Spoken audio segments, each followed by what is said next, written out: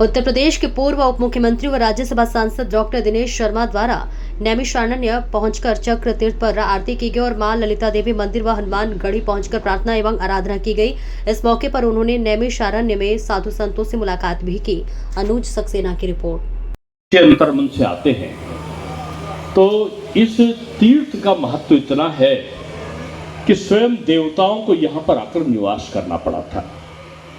इसलिए यहाँ पर कही गई बात वो अपने आप में सत्य साबित होती है।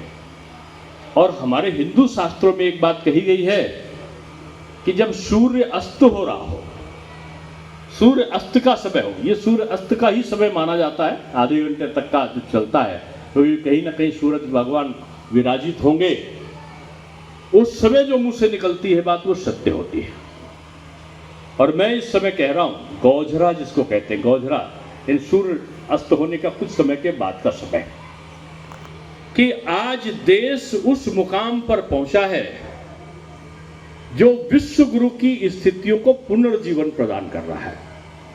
और आने वाला समय अब वो समय नहीं है कि तमाम प्रकार की बंदर गुड़तियों से डर जाए हिंदुस्तान। भारत और पाकिस्तान का युद्ध हो, 93,000 सैनिक को हम गिरफ्तार कर ले और उनको हम रिहा करके दामाद की तरह विदा कर दें, एक का अंग भंग ना हो, एक भी दंडित ना हो, और जाकर बांग्लादेश बना ले। अब वो समय नहीं है, वो कांग्रेस का समय था। 93,000 को हमने विदा कर दिया और अपने 53 हमने सैनिक जो बंदी बनाए थे पाकिस्तान ने, उनको हम वापस नहीं ला पाए। लेकिन आज मैं कहूंगा कि हम महारानी अहिल्याबाई होलकर का 300वां जन्म शताब्दी वर्ष मना रहे हैं। और ये 300वां जो जन्म शताब्दी वर्ष है ना, ये एक प्रकार का वो दिवस है जिसने भारत की अर्थनीति का परिवर्तन किया, जिसने भारत की सांस्कृतिक व्यवस्थाओं का पुनर्जीवन किया।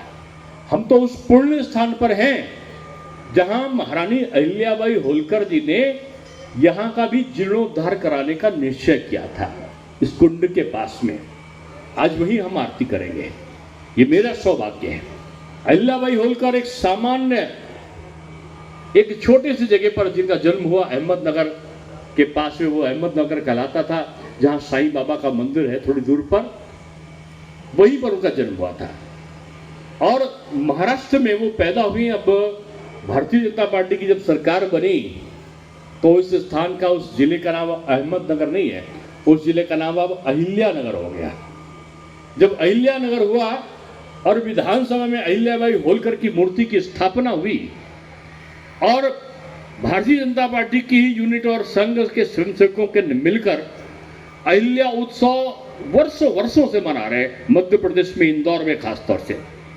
आज तिल रखने की जगह नहीं होगी वहां पर। और इसलिए कि कौन सी वीरांगना थी जिन्होंने पर सब कुछ निछावर करा अपने अल्प काल में। हालांकि वो लंबा 26-27 साल का उनका शासनकाल था।